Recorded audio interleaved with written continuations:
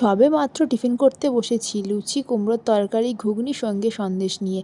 ও বাবা, তাকিয়ে দেখি কিনা মেয়ে আমার উঠে পড়েছে। জানি না কিভাবে বুঝতে পারে, কিন্তু খেতে বসলেই ওর ঘুম ভেঙে যায়। আর যদি জেগে থাকে তাহলে তো বাইরে আসার জন্য ছটফট করবেই।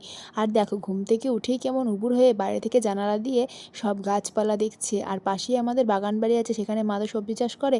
ওখান থেকেই মা ওর সঙ্গে কথা বলছিল আর ও ওদিকে তাকিয়েই ছিল। আর এরপরেই চলে গেছিলাম বাজারে। বাজার থেকে কী কিনে আনলাম সেটাই তোমার সাথে শেয়ার করে নিই এখন। এটা দেবে আমার ইনির মামার বাড়ি থেকে, মানে আমার মেয়ের শাড়ি অন্নপ্রাশনের জন্য। আর এটা হচ্ছে আমার ভাইয়ের পাঞ্জাবি, এটা খাটাতে দেওয়া ছিল, এটাও নিয়ে চলে এসেছিলাম। তার সঙ্গে আমি দোকানে দেখতে পেয়ে গেছিলাম এই চামচটা, আমি অনেকদিন ধরে খুঁজছিলাম, যাই হোক পেয়ে গেলাম যখন নিয়ে নিলাম। আর তার সঙ্গে নিয়েছিলাম এই ফিঙ্গার টুথব্রাশটা, এটা যদিও আমার মেয়ে এখনও অবধি ইউজ করতে দেয়নি, কিছুতেই মুখ খুললে না, এটা কাছে নিয়ে গেলে জানি না কেন। আর এই ব্রেসলেটটা না দোকানে গিয়েই পছন্দ হয়ে গেছিলো বলে নিয়েছিলাম, জানি না কবে পরবে। যাই হোক, আর এই ব্রেসলেট আর এই হেয়ার ব্যান্ডটা আর প্রথমে যে শাড়িটা দেখলে ওটা, এগুলো সবই দেবো আমার বাড়ি থেকে। আমার যেহেতু পছন্দ হয়ে গেছিলো তাই আমি সব কটা জিনিসই কিনে নিয়ে চলে এসেছিলাম।